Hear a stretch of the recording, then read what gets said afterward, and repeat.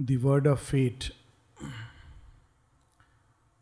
There are several levels at which fate operates, and man has always wanted to know what is going to happen in the future. And we often feel it is very unfair that we don't know what is going to happen in the future. But actually, it is a grace. Just as it is a grace that we don't remember what happened in the past, we will be burdened by it. It is difficult enough to handle the people, events, and circumstances of one life, or even of a small fraction of one life. So, to know the past and the future is not always a good thing. And that's why it is veiled from us. It is veiled from us so long as we not only live in ignorance, but all the results of ignorance. That means blind attachment, preferences. So it is veiled because then we will try to intervene in an ignorant way. Oh, this is going to happen. So I am very attached to it, so I want to interfere with it. That's why it is veiled, because we'll create more chaos and confusion in the play. But as we become more and more detached, like a witness, not pushing our personal will, preferences, our desires and fancies, the play begins to reveal the deeper dimension than the surface appearances. Which means first thing is to not be caught by the surface appearance. This is the first step. As long as we are trapped by everything that is happening on the surface, then one cannot know what is happening in the depths. Still, mankind tries, and one day he will be able to see, as Sri Aurobindo says, future's unveiled face. There are indirect ways, like astrology, palmistry, etc., etc. They are very indirect. It's like trying to read through a script what is the inner sense of that script, particularly when we don't understand the language. Very often it can tell us something about the past, but very rarely about the future. Then there are partial ways, like some people suddenly have an apprehension because an event is very close, it's nearby, in the subtle physical, it's forming, and something in us, like an inner sense, feels it. The mother gives a very interesting example when someone asks that if I feel some kind of an inner apprehension, which is not really a fear, but like an apprehension that should I do this or not? He asked particularly in the context of gymnastics.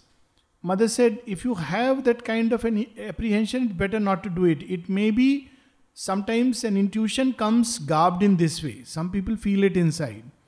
This is one kind of a knowledge. This much is given to man. Many ordinary human beings without any yoga, without anything, have this capacity. And especially in danger, it is given to us.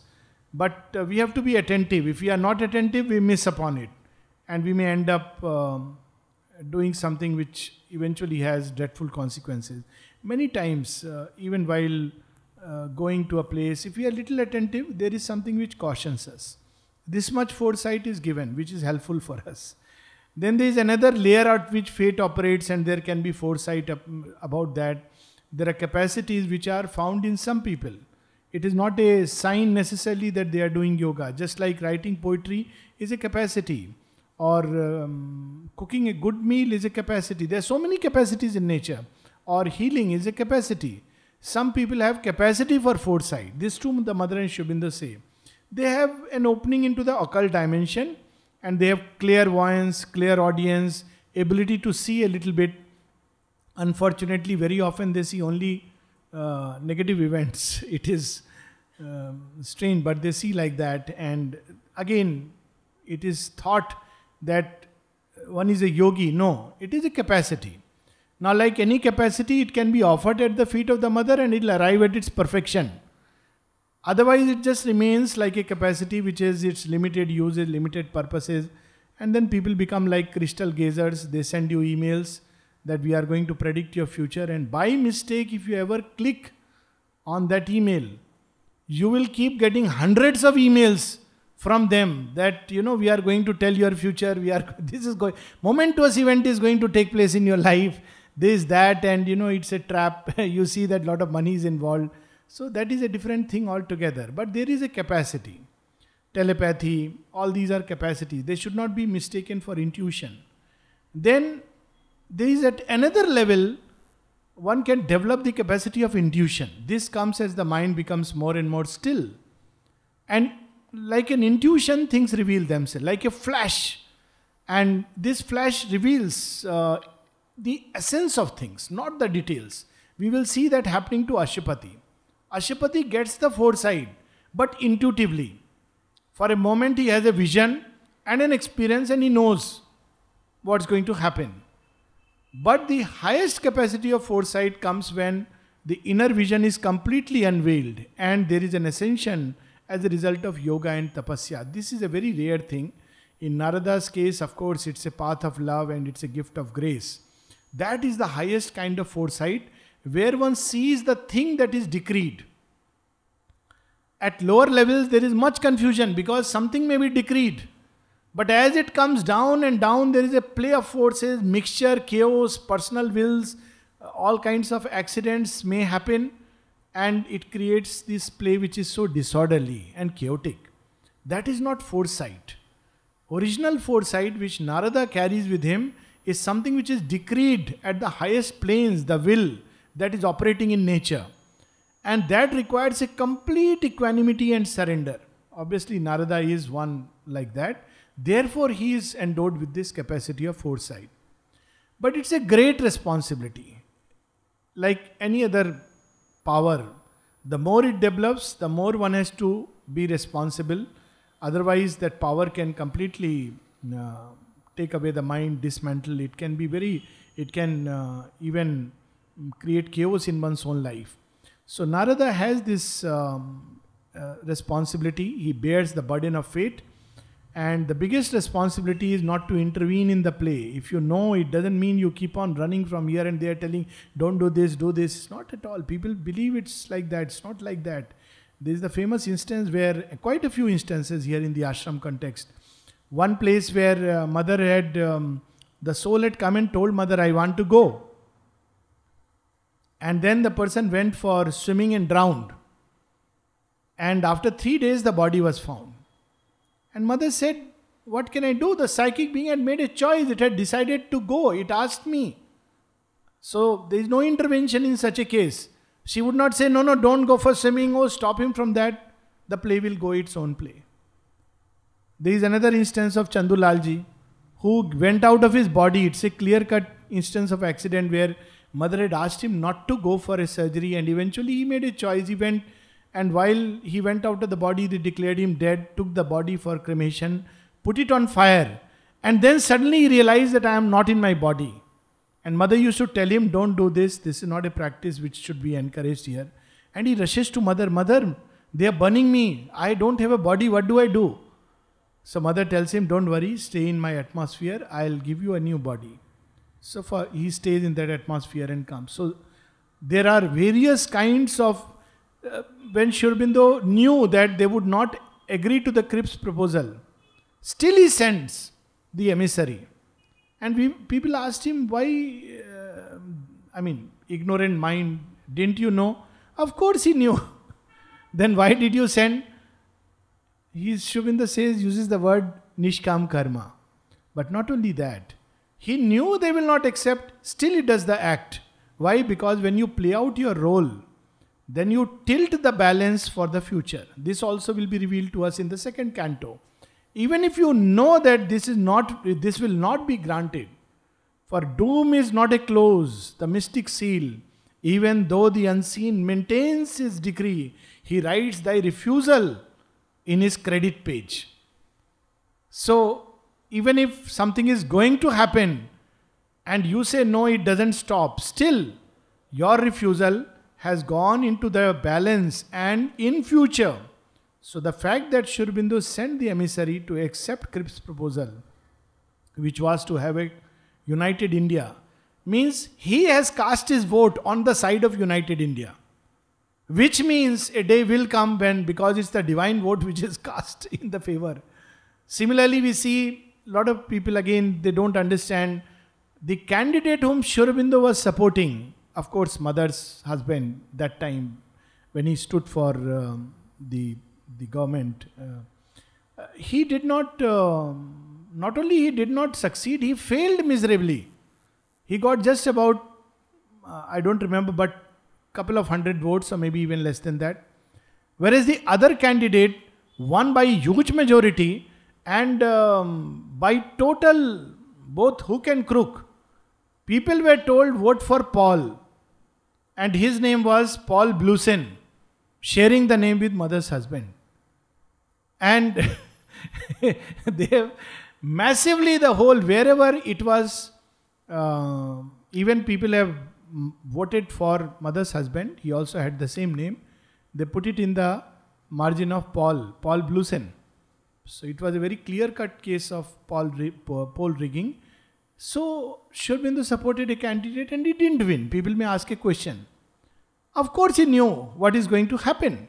And yet he must put his vote on the side of whatever is going to help Pondicherry and the work and everything else.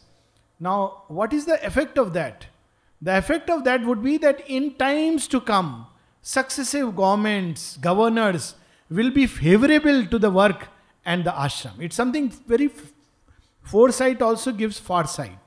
So Narad is hesitant to speak out the truth because he doesn't want to intervene. He has not yet got, should I intervene or should I not intervene? But Ashwapati has felt something he lets slip. It's a great capacity. Not just what to speak truth, to speak it beautifully. Yes, it's a great thing. But an even greater important thing is what not to speak. And I think if we learn this, it will solve a lot of problems in this world. We all rush to speak without knowing whether it is true, without knowing whether it is going to help. But to know what not to speak is a great art and capacity. Narada has that capacity. So, Ashwapati has heard the dubious close. If doom could leave, he has described beautifully everything about Savitri.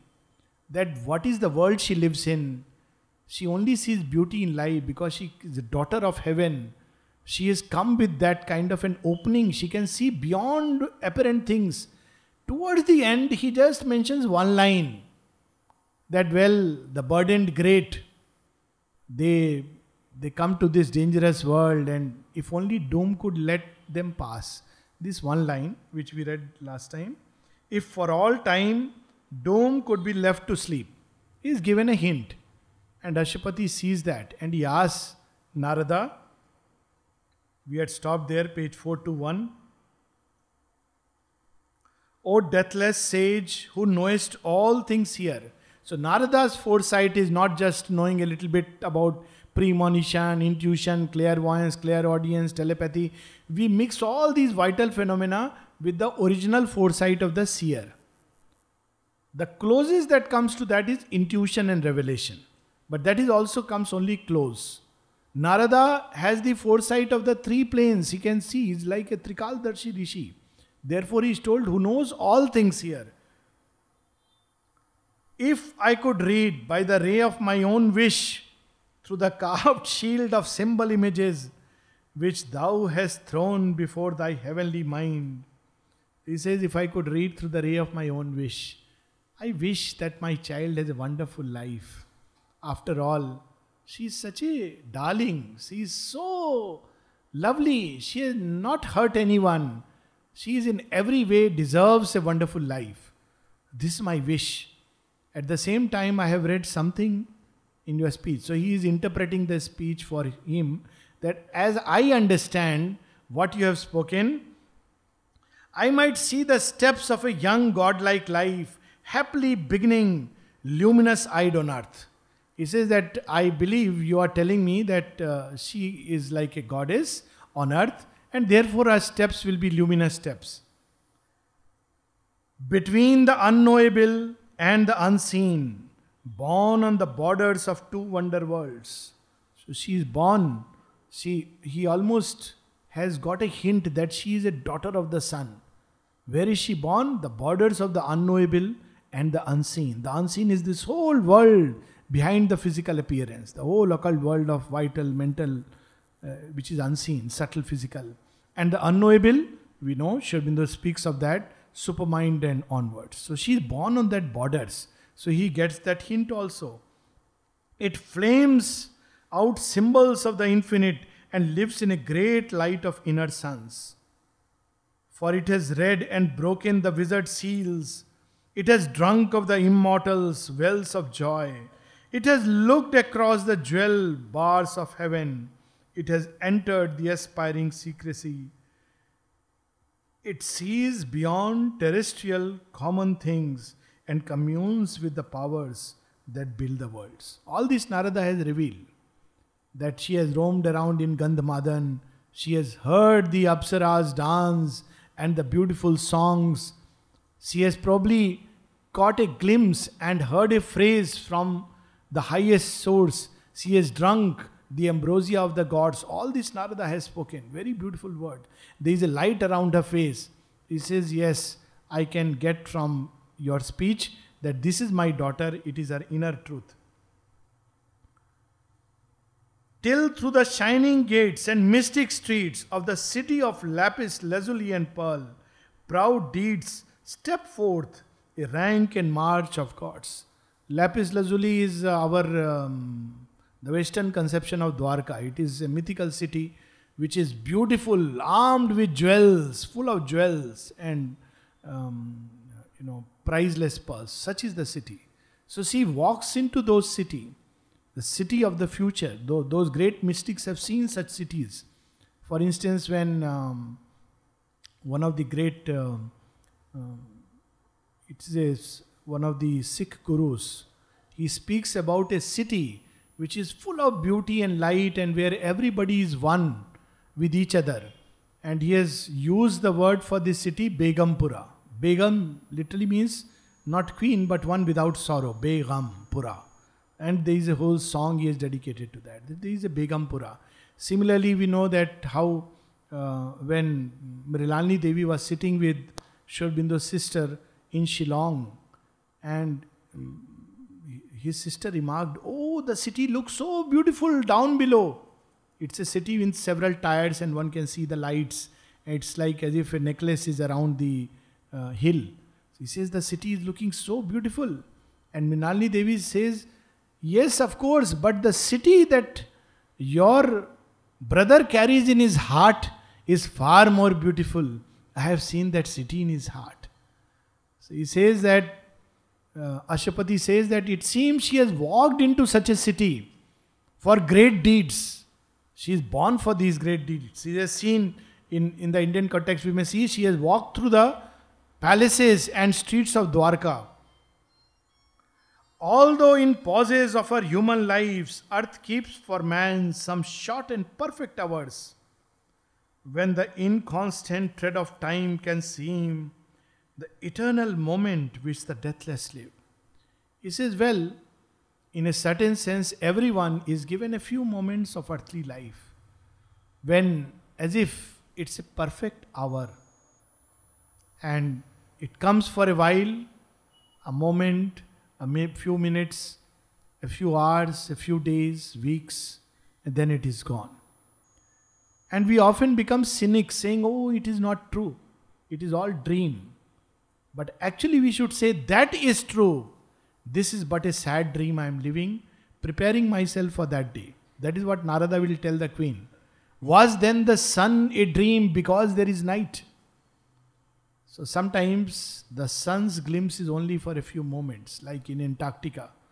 When the sun begins to come after 2 months of utter darkness, it's only for 4 minutes. And then next day, 8 minutes. Third day, 12 minutes. Like that. And slowly the sun will increase till for 2 months there is only daylight. No night. So you see, he says, Ashwapati says that for everybody, God gives some moments which are like perfect hours. When one feels well, it's a God moment. It is as if everything is wonderful. It is the brief respite from our everyday fatigue, from the dull routine round of life, from the darkness of ignorance that surrounds us. That one brief moment is given to everyone. Yet, rare that touch upon the mortal's world. Hardly a soul and body here are born in the fierce, difficult movement of the stars, whose life can keep the paradisal state. So now Ashwapati is coming to the point that I can see what you are saying. Yes, he is wonderful, beautiful, lovely. But even for gods, there are tough times on earth. The stars keep changing. Those astrologers who make the chart, they say, right now, Mangal is in Brahaspati, everything is wonderful. Then he will transit towards Saturn. And now difficult time will come. Everybody has go through phases when nothing is good. But actually they are preparation for a greater good. But that's a different story. Right now, Ashwapati is revealing us a deep truth. A truth to remember that when we get beautiful moments, we must cherish them.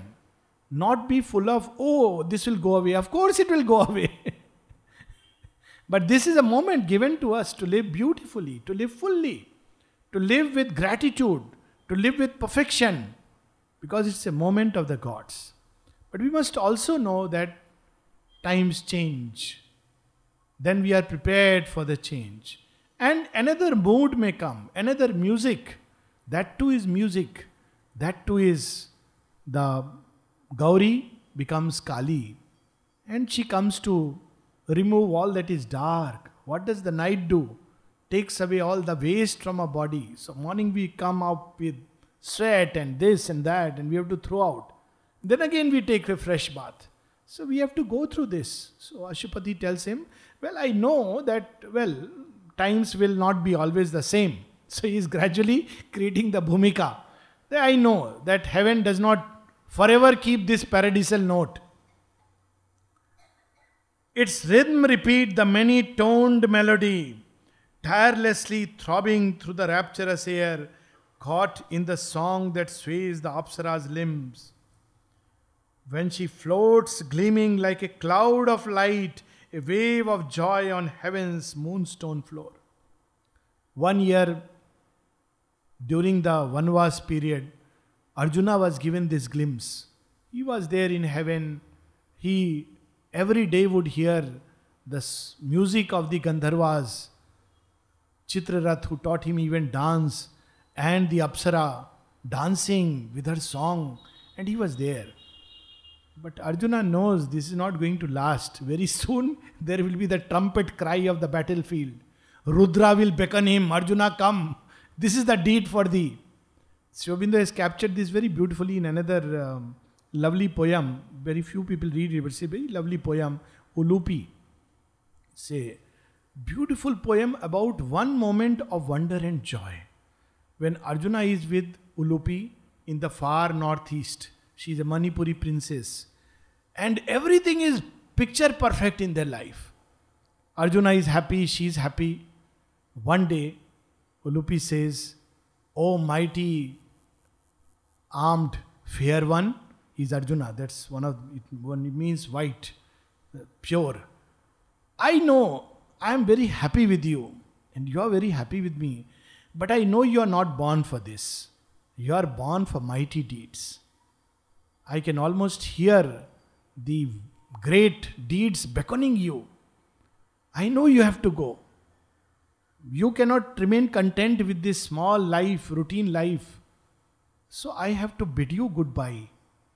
And that moment when she bids goodbye to Arjuna, she could have remained forever happy with this mighty one, is a beautifully captured in Sri Aurobindo's this poem Ulupi.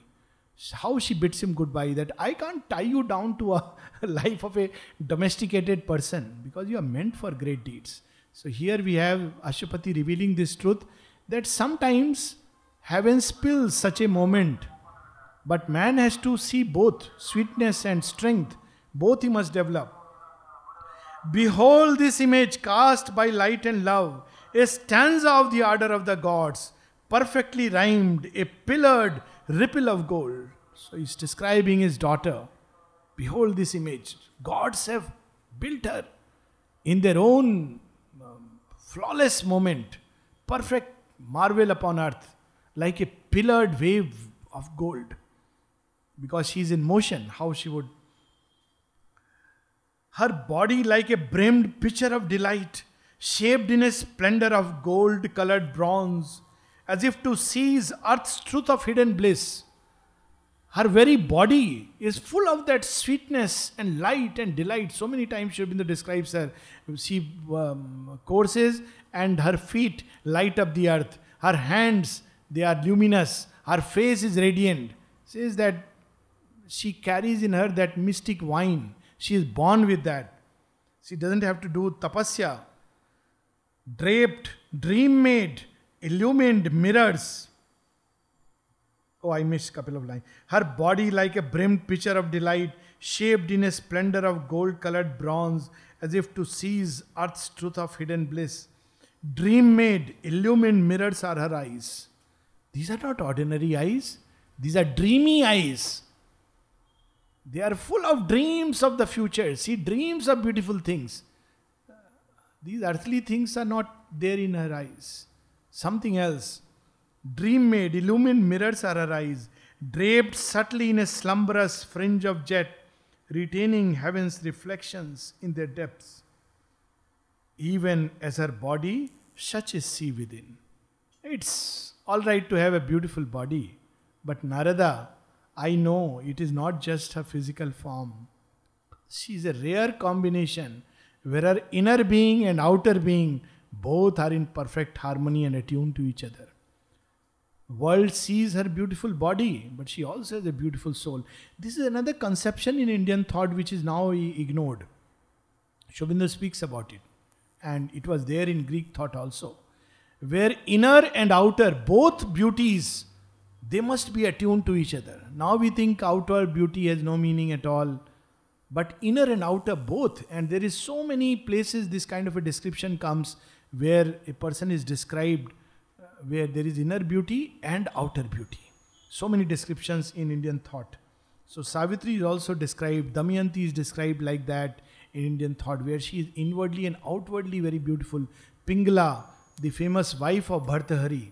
Bhartahari is attracted to her only because she is the most beautiful woman on earth. Maybe the earth that time was between Kashi and Mathura. Because, she is the most beautiful princess. And he is drawn to her physical beauty. But Pingala is a yogini, and she doesn't care that he is drawn to her physical beauty. She lives in her inner self. And much later, he discovered that she has an inner beauty, which she has missed out. So there are so many such stories of inner beauty, Chudala and Shikidhwaj, about the inner beauty and the outer beauty. They go together. So here he says, as she is within, as she is outside, so she is within. It's a very beautiful, powerful sentence. That should be the ideal. The inner being should shape the form. It should not be that it doesn't matter what the form is. Even as her body, such is she within. Heaven's lustrous mornings gloriously recur like drops of fire upon a silver page. In her young spirit, yet untouched with tears, all beautiful things, eternal seem and new to virgin wonder in her crystal soul. So, he tells to Narada, you know what, my daughter, because she is beautiful inside, everybody and everything looks beautiful.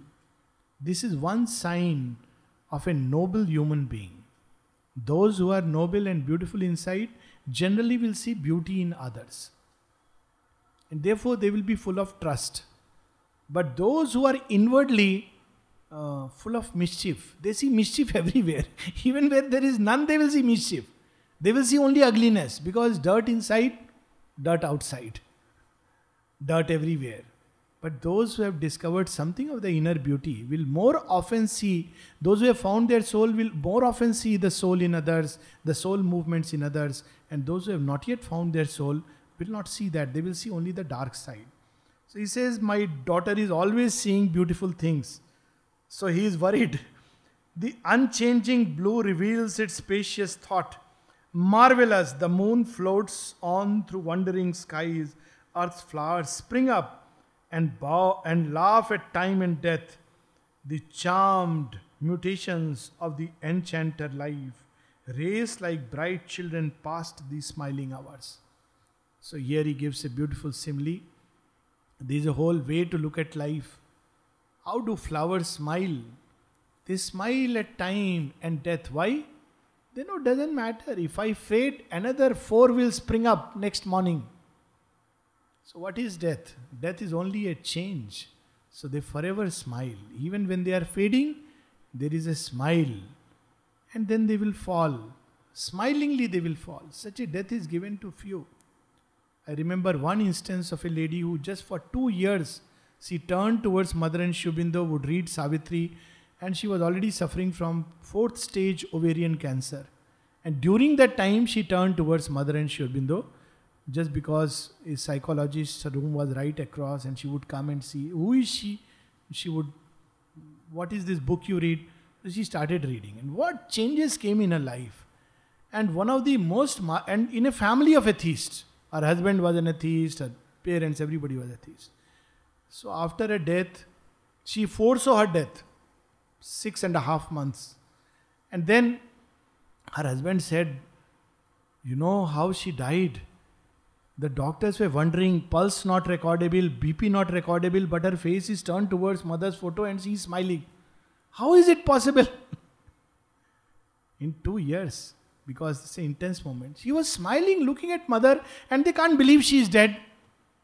Pulse BP is not recordable. Every sign of death is there, but there is a smile and gaze turned towards the mother. So flowers die like that. He says flowers can smile. This is how heaven can reveal itself through the language of flowers. And now he comes to that last part. If but this joy of life could last, nor pain throw its bronze note into her rhyme days. If only this note could remain, the note of Saraswati, of Lakshmi, not Rudra, not Kali's dance. If only Shiva's lasya could be there and not change into a tandav. Behold her. So he says, Narada, now tell me, this is my 2 lines he has let pass. Tell me, Narada, what is in her future? Behold her, sing her with the prescient gaze, and let thy blessing chant that this fair child shall pour the nectar of a sorrowless life around her from her lucid heart of love. Look at her, bless her. Say that her life will remain sorrowless, and for all life she will pour this love and sweetness all around her. This dream we must carry. Mother says we should always think that life can be beautiful. Write a beautiful story from beginning to end. And she would do that. But he has felt that touch in Narada's voice. So he says, bless her. Around her from her lucid heart of love, heal with her bliss the tired breast of earth, and cast like a happy snare felicity. So bless her, that the love that she carries, the sweetness that she carries, the joy that she carries, may it be poured around on all and heal the hearts that are suffering, give hope where there is despair. O Narada, heavenly sage, behold her with your gaze and bless her. Difficult task for Narada. How will he bless when he is seeing something else? As grows the great and golden bounteous tree, flowering by Alaknanda's murmuring waves, where with enamored speed the waters run, lisping and babbling to the splendor of morn, and cling with lyric laughter round the knees of heaven's daughters, dripping magic rain, pearl bright from moon gold limbs and cloudy hair. Let her life be like a vision on the banks of Alaknanda. Alaknanda is the main feeder to Ganges, Alaknanda and Bhagirathi. And as she comes down, lovely trees, wood roses and kadam trees and all filled with lovely foliage, her murmurs, may her life be like that. O Narada, I pray. So in the beginning he says, through my wishful thought. I am looking at her through my wishful thought. So are her dawns like jeweled leaves of light. So cast she her felicity on men. A flame of radiant happiness she was born, and surely will that flame set earth alight. Doom surely will see her pass and say no word. He says she is such a wonderful child who makes everybody happy. One day she will fill this world with her light and joy. Yes, doom will come. Shani's Vakra Drishti, Rahu's eyes, but I am sure it will let her pass. She is such a wonderful darling. She is a good child, child of heaven. So he is all filled with wishful thinking. And then again he gets that premonition. But too often here the careless mother leaves her chosen in the envious hands of fate. He says, but I know, I want this.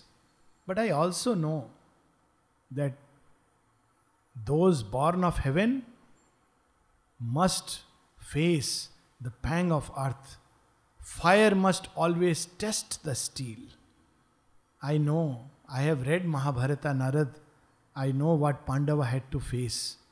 Outcast in the jungle, come back and humiliated from the day of their arrival, all through their life. I know Draupadi the fireborn had to be humiliated right from her birth.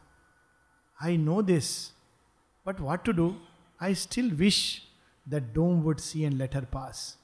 Though I know that very often Mother Earth leaves those who are really strong and mighty, born for great deeds. Whereas little birds, she will create a nest. But lions, they have to learn to prey from very early childhood. They have to learn to walk beyond their force. But to little birds, little doves, little nest is provided, and mothers will come, bring food and give. But I know that mother, the careless mother leaves sometimes. The harp of God falls mute. Its call to bliss discouraged fails mid earth's unhappy sounds. The strings of the siren ecstasy cry not here, or soon are silenced in the human heart. We can imagine how Krishna would have looked upon Abhimanyu. Wonderful child, born of the meeting of two great, mighty souls. On one side Arjuna, the chosen instrument. On the other side Subhadra, the Yoga Maya, Krishna's sister. What better one could imagine in terms of fate? No matching of Kundalini would have been better than this betrothal. I mean, this is a unique marriage. Arjuna, the hero of the battlefield, and Subhadra herself, the Shakti. And what fate the child brings? 16 years of life, and then death with bleeding wounds on the battlefield. So he says, I know this happens. So, it gives us a new outlook towards life. And later on, this secret will be revealed to us in the second canto, why this happens. But at least we should not start complaining and curse God every time we have a little thorn in the flesh. Oh, mother, I left everything to you. Why I have this headache? Why this thorn pricked me on my feet? We want a bed of roses. Everything we want to be. And that's why Sri Aurobindo at one place says, such a gentle divine. He says, what rose-petaled sadhaks you all are. Just because we have come to Mother and Sri Aurobindo, everybody wants life should be very, very beautiful. No question of waiting even 2 minutes at the dispensary. I should be seen first by the doctor. Others may be waiting. No. Everybody wants to be the first. Dining room, one day if something is bitter, oh, what they have made today. Poor fellows are every day making such lovely food. One day. And because we are rose-petal people, and if only we would read Savitri, we'll understand that was the only day that God gave us opportunity for doing sadhana. Other days he's only putting us on nice little roses. One day, a little thorn. And he gave us an opportunity to grow and progress. So Narada, Ashwapati knows this truth and he says, but I know of sorrow's songs we have enough. Bid once her glad and griefless drays. Bring heaven here, or must fire always test the grate of soul? So he is letting off the secret. For once, can there be a life which faces no pain or sorrow? Is it really necessary that fire must test the soul? Narada, tell me, is there a way that we can be happy from birth till death? One, a traveler along the dreadful causeway of the gods, armored with love and faith and sacred joy, a traveler to the Eternal's house, once let unwounded pass a mortal life. This is his wish. He is praying, bless her. So Sri Aurobindo's expression is so perfect. Causeway. I mean, there is a normal road which is bad, full of, dust and mud and all that. By its side, causeways are like lanes which are little raised. I just saw one in Russia. They had made causeways to walk because the whole place was like a forest and rain, so it gets slushy. So they made causeways all around with wood. So you walk on them and no, your shoes don't get dirty, nothing. Such a lovely concept. With wood they made. So here also we have causeways. So we can walk on that and we are free from the traffic, free from the possibility of accident, everything. We have a causeway right here. So causeway of the gods. Gods have made such paths where you can go free from accidents and problems. He says, can my daughter pass through that? I wish she doesn't get that other touch. But Narad answered not. He is not ready to bless Ayushman Bhava, this Bhava. He is just looking. This kind of a blessing only wishful thinking can give. Narada doesn't. He looks at her. But Narad answered not. Silent he sat, knowing that words are vain and fate is Lord. What will it matter if not only ignorant, even some knowledgeable person says, may you live 100 years. Fate is Lord. Words are vain. Even if he says, he knows that he doesn't have that mandate to change. Some people who have practiced inner austerity, their words carry power. Like those who have practiced truth, their tapasya is only truth. Then their words, whatever they speak, can become true. That's what Sri Aurobindo has written in one of the letters. But not everybody. So he says, what is the use of saying? He is asked for blessings. What shall I bless? So he, knowing that words are vain and fate is Lord, he looked into the unseen with seeing eyes. Then, dallying with the mortal's ignorance, like one who knows not, questioning, he cried. So he's like, what's the point? Why should I, So he's asking as if he doesn't know anything. He wants to dally with the ignorance, play out his part, tell me where you had been, whom you have met. As far as possible, he wants to postpone. He knows that they will end up asking me. And maybe at the end he will end up speaking. But he wants to delay because he knows he can do nothing about it. This prevision should not be given. I think we'll continue just 1.5 pages and stop at one go, rather than have a break and then come back for 10 minutes. So Narada says, on what high mission went her hastening wheels? Whence came she with this glory in her heart and paradise made visible in her eyes? What sudden God has met? What face supreme? Again he is hinting. Whom has she met? Ashwapati? Where did she go? I don't know. Whom has she met? Looks like her eyes has seen God.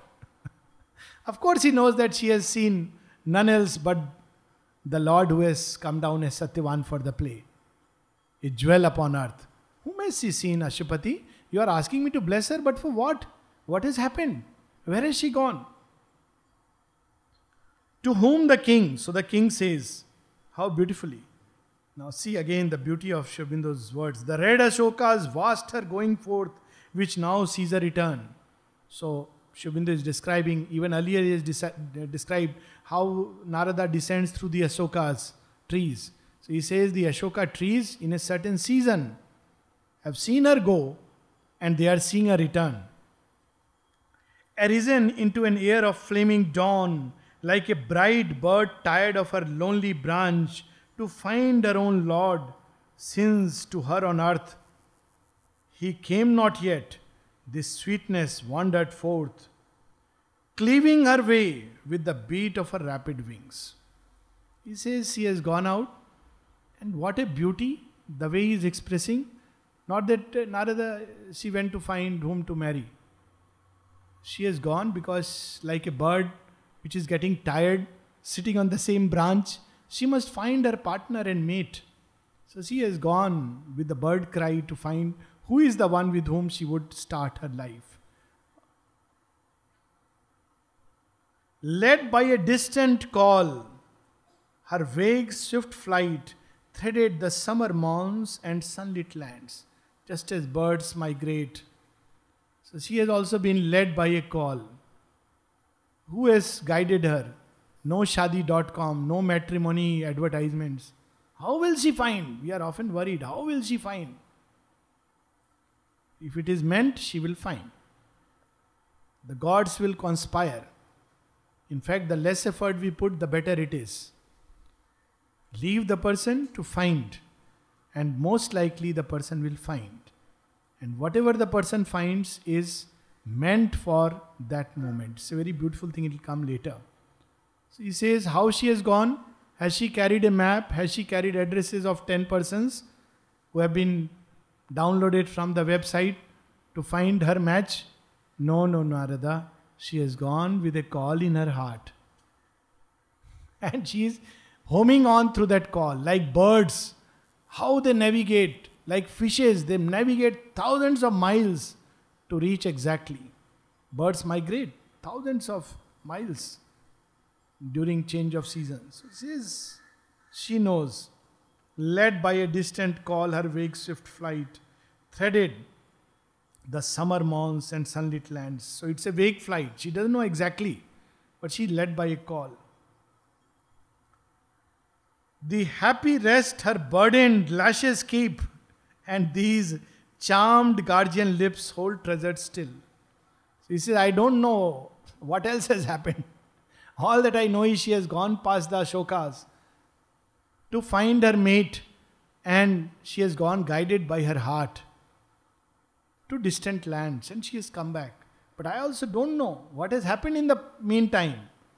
And so now he tells, turning towards Savitri, Virgin who comest perfected by joy, reveal the name thy sudden heartbeats learn. Whom hast thou chosen, kingliest among men? What a way, wonderful way.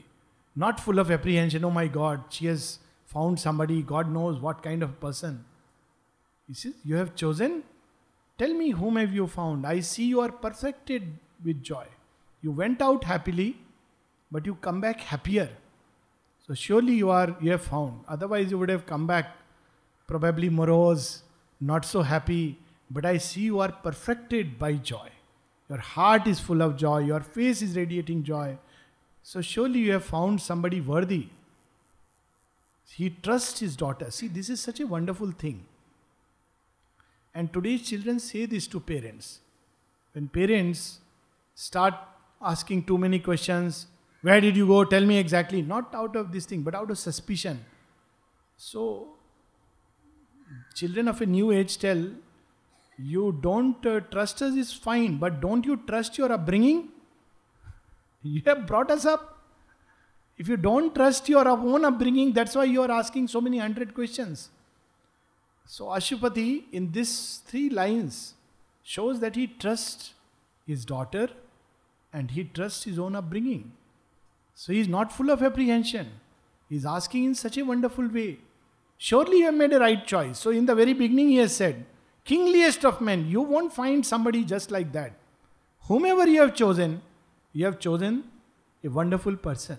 Kingliest among men, not king among men. He is like a king in his nature. His nature is royal, noble. You won't make an ordinary choice. So he says, but tell me the name. And Savitri answered with her still, calm voice, as one who speaks beneath the eyes of fate. There are moments when fate comes to hear because it has already decided something. It wants her to speak. It wants life to take a certain turn. So it's not always. Normally fate decides and walks away. Beneath the eyes of fate, the great goddess herself comes, leans down to listen. What is she going to say? Is she going to change? It makes sure that things will take a certain turn. Father and King, I have carried out thy will. One whom I sought I found in distant lands. I have obeyed my heart. I have heard its call. What powerful line. Sri Aurobindo says at one place, it is better to follow your heart and make mistakes than to go by the calculating mind. Because you will grow and progress. This is the minimum that happens. In the synthesis of yoga, he says, even when there is an error to the outer mind, how much Socrates trusted his heart. That even when Kritos comes and says, Socrates, I have arranged everything, escape tonight from the prison, they have sentenced you to drink hemlock in the morning. I have arranged everything. Socrates consults his heart. Then he says, no, I am not going to go. Are you sure you are going to die? I prefer to die. Sri Aurobindo is offered a land in Alaska. Good land, free of cost, for a big ashram. Sri Aurobindo remains silent. All the disciples nearby who were around him, wow, wonderful, so nice. We will do yoga and sadhana in Alaska. And Sri Aurobindo says, to their all disappointment, I am not going to budge an inch from here. Baptista calls him, we need you. Tilak is incarcerated. All the big leaders have gone. We need you to come in our midst. India needs you. The Congress party needs you. The nation needs you. Please come. And Sri Aurobindo writes a beautiful letter. Dear Mr. Baptista. It's a lovely letter where he turns down the offer. He says, I know, but at this point I do not want to come. How to act from the heart? Those days, those moments, nobody would have understood. They would have said, oh, he has just gone away. He's afraid of the British. Even now, fools write like that. That Sri Aurobindo took refuge from the British. No? Thank God he didn't go to Alaska. If he wanted refuge, he should have gone there. Practical-minded person. And thank God he didn't go. It would have been miserable for us. We would have had to find mother and father in Alaska to be born there. And Alaska would have been overpopulated. Or to travel from here to Alaska. Imagine. Living life. He had mercy on us. Stayed in Pondicherry. Pondicherry heat is much better than the cold of Alaska. Siberia is so close to that. So, Savitri says, I have obeyed my heart. I have heard its call. On the borders of a dreaming wilderness, mid Shalva's giant hills and brooding woods, in his thatched hermitage, Dyumatsena dwells, blind, exiled, outcast, once a mighty king. 4 lines she has described. He lives in a hut roof, under a thatched roof. He is blind. He is outcast. He was once a king. And far away in the forest. The son of Dyumatsena, Satyavan, I have met on the wild forest lonely verge. And then again, the way Savitri responds, my father, I have chosen, this is done. Finished. Such power in these lines. If only our men and women had this power. That's why we see mother's voice. What power when she reads Savitri. So people often, this question they ask. How to read Savitri? This way, that way. Somebody tells them read this way, somebody else says read that way. I say, why mother has read it? Hear her and try. She has read what power she has put into Savitri. Because she always had this power. It requires tremendous power to take this plunge. To say, I have come to Pondicherry and I'll stay here. Or somebody from France, Paris. This is my place. And how she says much later, I came to India to meet Sri Aurobindo. I lived in India to be with Sri Aurobindo. And now, after he has withdrawn physically, I continued to be here to do his work. See, just as Savitri. She doesn't say, I came to India, it's a nice country, after all, spiritual. Doesn't give a big lecture on Vedanta. I had read the Gita, and I had realized this, that I realized India, I should go. There I met Sri Aurobindo, one of these seers, and I thought this is a good place to be. Nothing. I came to India to meet Sri Aurobindo. I lived here to be with Sri Aurobindo. That is how Savitri says, with the same power. Father, my father, I have chosen. This is done. That's it. Don't ask me anymore. And then, astonished, all sat silent for a space. A woodcutter, what a custom, Swayamvar, and people respected it. Now, we coerce, force sons and daughter into marrying this and that person, believing that we know better than her. Let's admit we are all in ignorance. We don't know. This at least will open a door to knowledge. But when we try to know, I think this person will be better. Are you sure you are rejecting that NRI person? But that was not the way. The way was Swayamvar. You choose, go through the consequences of your choice, grow, learn, progress. That's it. So she says, I have chosen, and all sat astonished, silent for a space. Then Ashupati looked within and saw. Now he wants to know, okay, what is the meaning of that choice? He doesn't want to, he's a king, he could have easily sent troops, find out, give him a kingdom, let's see what we can do. Gather information, nothing. He looks within and becomes quiet, still, wants to know what this choice means. For us, the way would be offer to the mother and pray. Mother, this is my choice. Very quiet. May your truth prevail. May beauty emerge out of this. But Ashupati is a seer. So he looks within and sees. What does he see? This is another kind of foresight we were talking about. This is not the absolute foresight. This is a limited foresight given to men, but of a high order. This is not clairvoyance and clairaudience, but it is the seeing of a seer through intuition and revelation. Astonished, all sat silent for a space. Then Ashupati looked within and saw a heavy shadow float above the name, chased by a sudden and stupendous light. So he sees that the moment she has used the word Satyavan, it reflects Satyavan, Satyavan, quietude. He wants to know. This is one of the ways to know about things. Instead of preconceived notions, ideas, oh my God, thatched roof, exiled king, no. Just quietude and the name, concentrating, then one sees a hint, a symbol. So he suddenly sees that this name is surrounded by a shadow. But he also sees it is chased by a light. So this is one kind of seeing. And Ashupati has that seeing.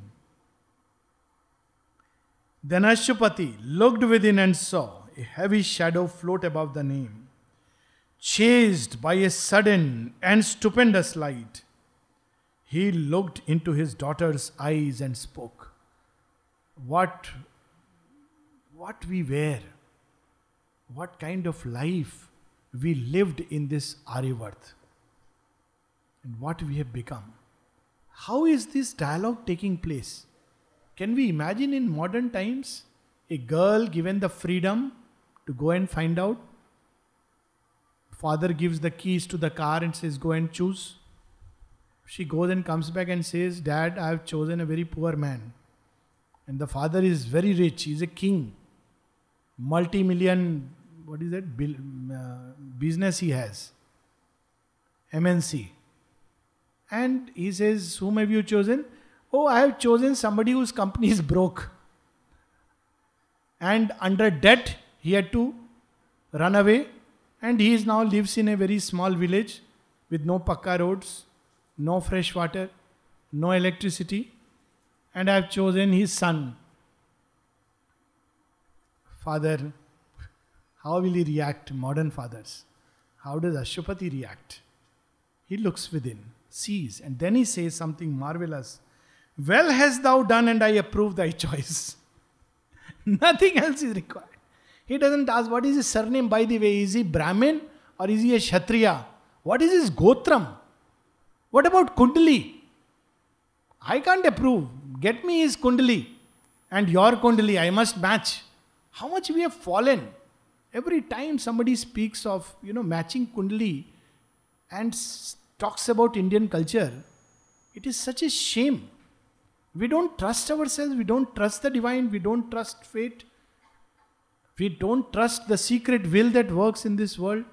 We want to tie up things through this foolish means. Of course, it's good to do Kundali because Pandits also have to thrive. And so if somebody asked me, I said, if you believe in it, go ahead.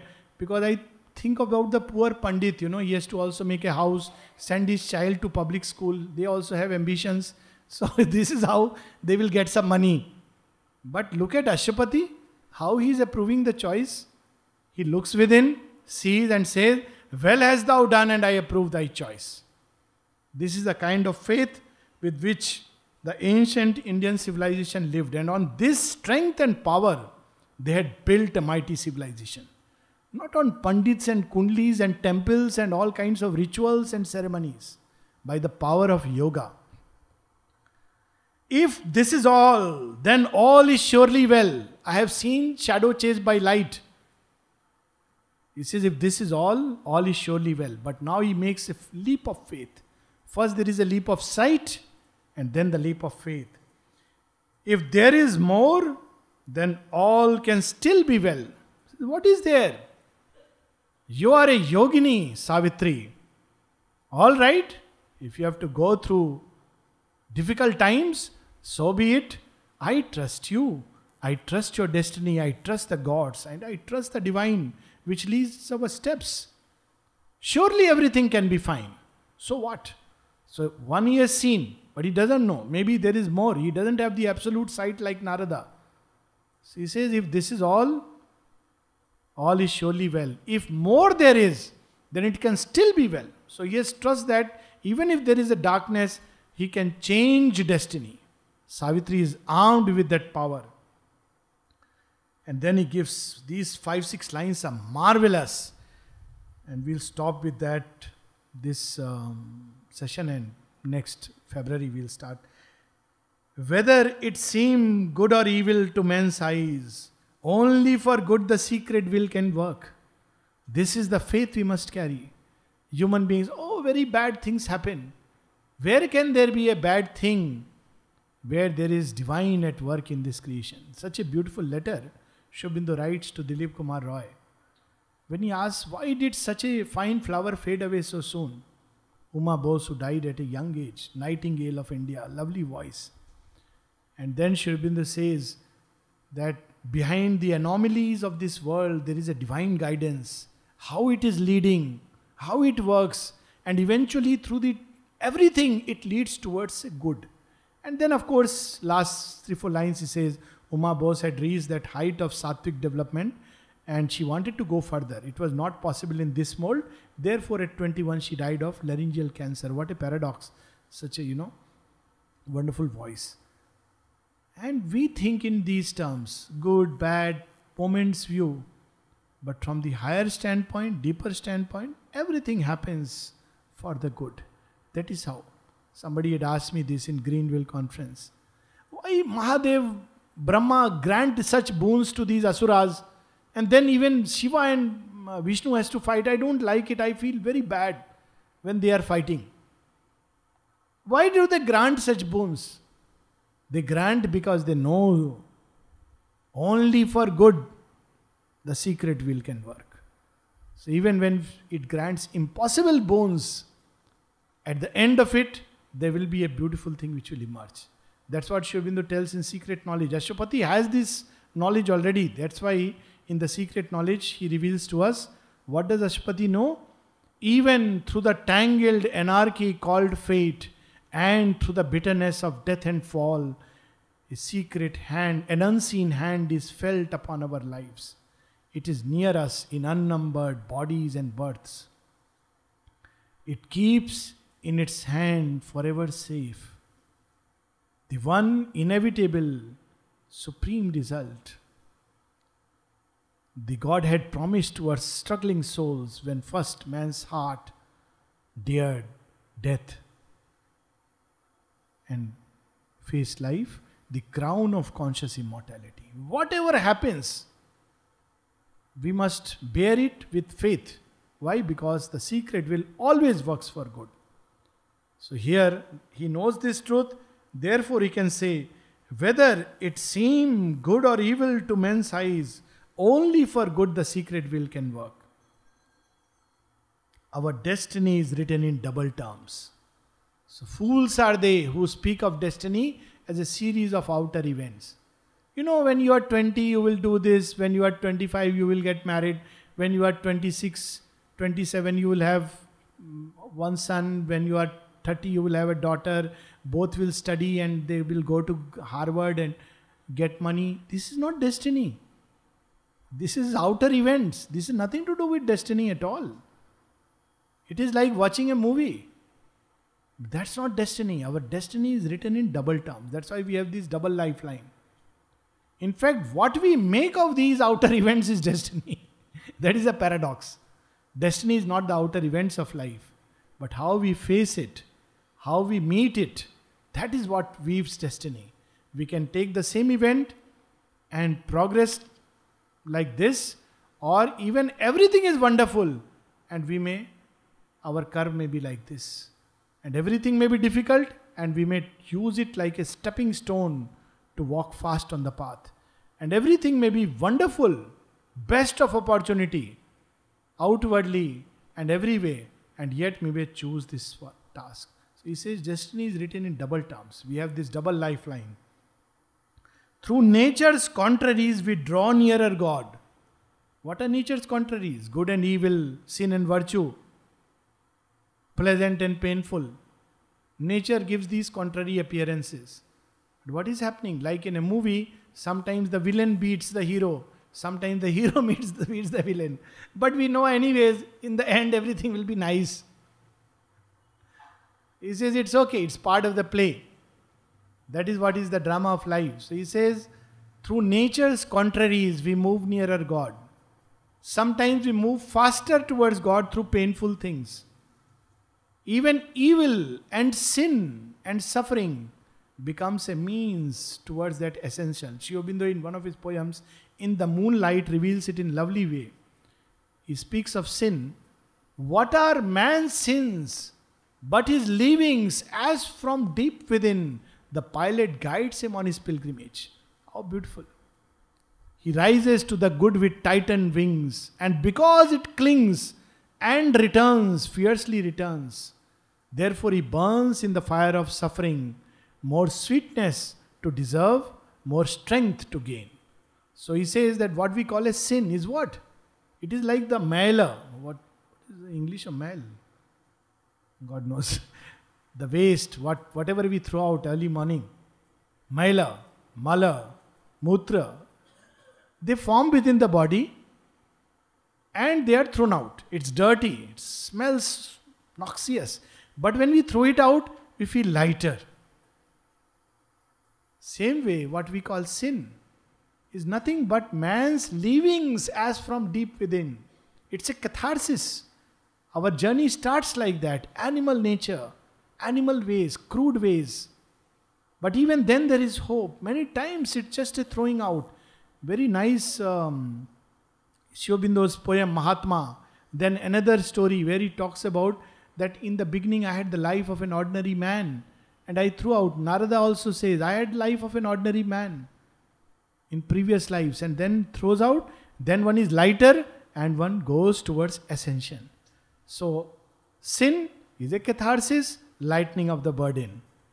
Evil strengthens and steals our heart. Good, of course, gives us hope and inspires us. Through everything we move towards God. Out of the darkness we still grow to light. Death is our road to immortality. This is a great Isupnishadic word. Mrityum tirtva. By death, by transcending death, they arrive at immortality. Mrityum tirtva amritam ashnuti. By passing through death, we arrive at immortality. Why? Because each life is an experience. We grow, the psychic grows. The nature's formation is gone. Next, it grows still further. Again, one formation gone. Through everything, the psychic is growing. A time comes when psychic goes and says, enough of this nonsense, death, you can wait. I'll tell you when I want to leave the body. And then death says, my body has grown so much. So death says, okay, I know. But what is your identity? Oh, I am the child of Mahakal. I am the child of Mother Divine. You don't come near me. I'll tell you when I have to go. Stay put. So poor fellow will stay put like a servant, like an instrument, waiting for our orders. So going through death, one arrives at immortality. So look at this line. Death is our road to immortality. Nature's formation must go. It's a very beautiful line, but we'll not go at length later on. It will come. Cry woe, the world's lost voices wail. See, when death is a road to immortality, even in one life, many things are taken away from us. Those things die. Our childhood dies. Innocence dies. Infancy dies. So that we grow into adolescence. What is adolescence? Yes, the innocence of childhood is lost, but dreams come into the eyes. The dream of beauty, the dream of perfection, ideal.